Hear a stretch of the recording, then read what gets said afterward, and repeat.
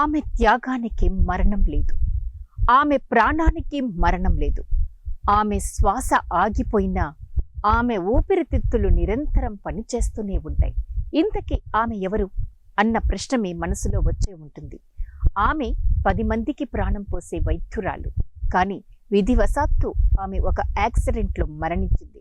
ఎంతో బంగారు భవిష్యత్తు కల తన బిడ్డ బ్రెయిన్ డెడ్ అని తెలిసి ఆ తల్లిదండ్రుల మనస్సు తనువు అలిసేలా రోధించిన తిరిగి రాని తమ బిడ్డ ప్రాణం వృధా కాకూడదు అని 5 మందికి అవయవ దానాలు చేసి తన బిడ్డను దాన రూపంలో బతికించుకున్నారు. ఆమె పేరు డాక్టర్ భూమిక. జీవన్ దాన్ ట్రస్ట్ చొరవతో డాక్టర్ భూమిక తల్లిదండ్రులు బ్రెయిన్ డెడ్ అయిన తన బిడ్డ అవయవాలు గుండె, లివర్, ఊపిరితిత్తులు, కిడ్నీలు, నేత్రాలు, పంచ ప్రాణాలను మరో 5 మందికి అమర్చారు.